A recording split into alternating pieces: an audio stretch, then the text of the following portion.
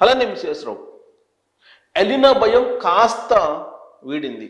దాదాపు 4 రోజుల క్రితం నేను వీడియో చేశాను, ఎల్నినోకి తీసుకట్టు అని చెప్పి. ఎందుకంటే బంగాళాఖాతంలో అల్పపీడనం ఏర్పడింది కాబట్టి ఆ ప్రభావంతో వర్షాలు పడే అవకాశం ఉందని చెప్పి వాతావరణ శాఖ చెప్పింది, ప్రపంచ వాతావరణ సంస్థ కూడా చెప్పింది.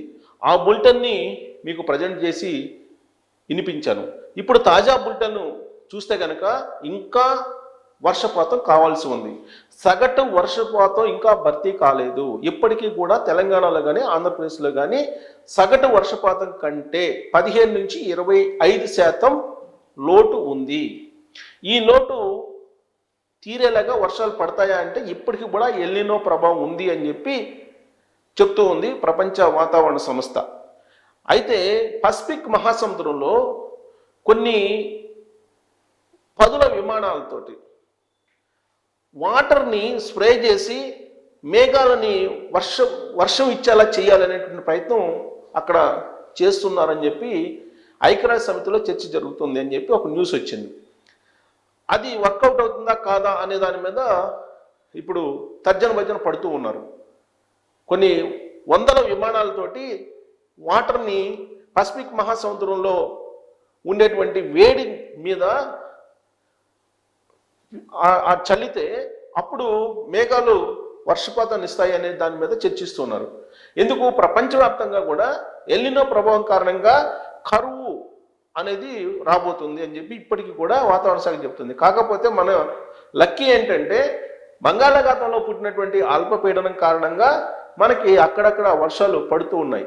అయితే కొన్ని చోట్లేమో కుంభవృష్టి, మరి కొన్ని చోట్లేమో అసలు వర్షాలే పడటం లేదు.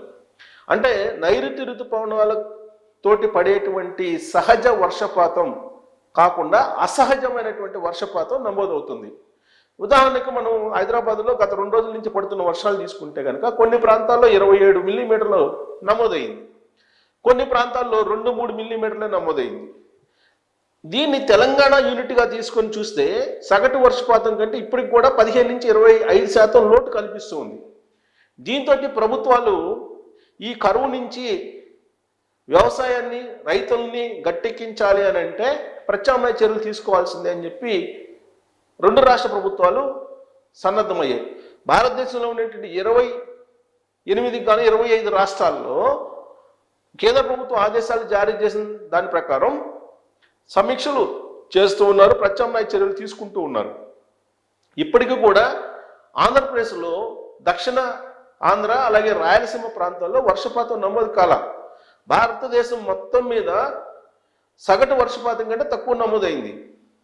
ఇప్పుడు అల్పపీడనం కారణంగా పైగా Indian ocean dipole IOD Indian ocean dipole positive మోడ్లోకి వచ్చేస్తుంది. న్యూట్రల్ నుంచి పాజిటివ్ మోడ్లోకి వస్తున్నటువంటి క్రమంలో ఈ వర్షాలు కొంత పడుతూ ఉన్నాయి. మనకి ఎల్నినోని బలహీనపరిచేటువంటి ఒకే ఒక ఆయుధం ఏంటంటే IOD ఇండియన్ ఓషన్ డైపోల్.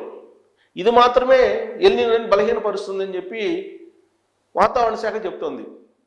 ఇప్పుడు వర్షాలు పడుతున్నటువంటి క్రమంలో మనకి కృష్ణా నుంచి వాటర్ వచ్చేస్తుంది, ఆల్మట్టి నుంచి నారాయణపూర్ నుంచి జూరాల నుంచి ఆల్రెడీ మనకి శ్రీశైలం నుంచి నాగార్జున సాగర్ నుంచి ప్రకాశం బ్యారేజ్. సో కృష్ణా వాటర్ వచ్చేస్తుంది. అంటే మహానగరం హైదరాబాద్కి కావలసినటువంటి తాగునీటి సమస్యను తీర్చబోతుంది.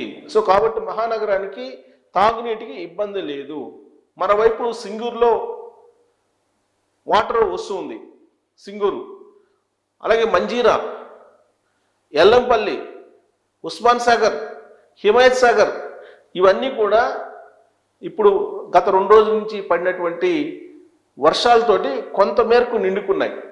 అందుకే లాస్ట్ 10 డేస్లోనూ వాతావరణ శాఖ చెప్పిన దాని ప్రకారం లేదా ప్రభుత్వాలు చెప్పిన దాని ప్రకారం రాబోయేటువంటి 40 రోజుల్లో వర్షం పడకపోతే హైదరాబాదు నీటి ఎద్దడి తోటి కటకటలాడుతుంది అని చెప్పాం మనం. అందుకే మనం చెప్పినటువంటి 40 రోజుల కంటే ముందే వర్షం పడింది. ఈ వర్షం కారణంగా నీటి ఎద్దడి ఉండదు, నీటి ఎద్దడి ఉండేటువంటి అవకాశం లేదు ఇప్పుడు.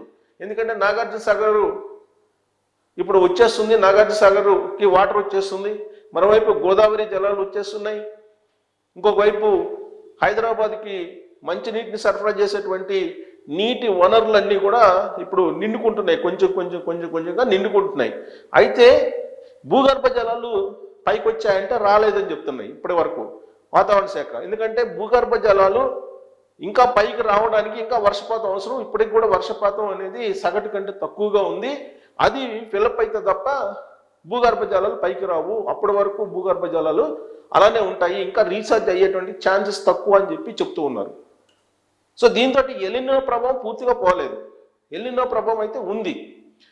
ఆంధ్రప్రదేశ్లో 39% సగటు వర్షపాతం కంటే తక్కువ నమోదైంది.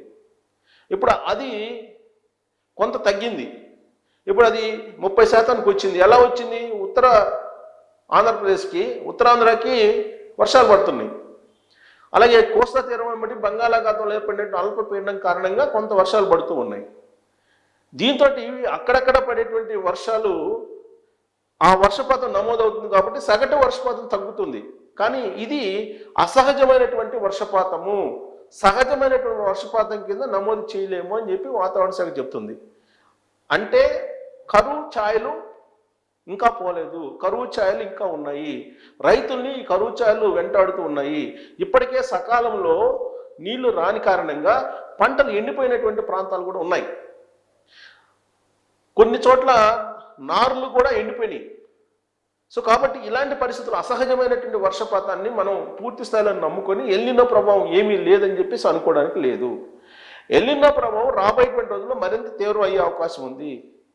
గాలిలో ఉండేటువంటి తేమని వెంటనే పీల్చుకునేటువంటి పరిస్థితి ఉంటుంది వాతావరణంలో అనేది కూడా ఇప్పుడు ఐక్యరాజ్య సమితిలో ఉండేటువంటి వాతావరణ శాఖ చెప్తోంది.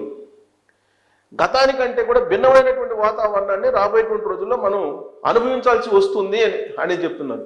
అంటే గాలిలో తేమ శాతాన్ని ఇమీడియట్గా అబ్జర్వ్ చేసుకునేటువంటి ఒక భయంకరమైనటువంటి వాతావరణాన్ని మనం చెవిచూడబోతున్నాం అనేది ఐక్యరాజ్య సమితిలో ఉన్నటువంటి వాతావరణ శాఖ చెప్తుంది. ప్రస్తుతానికైతే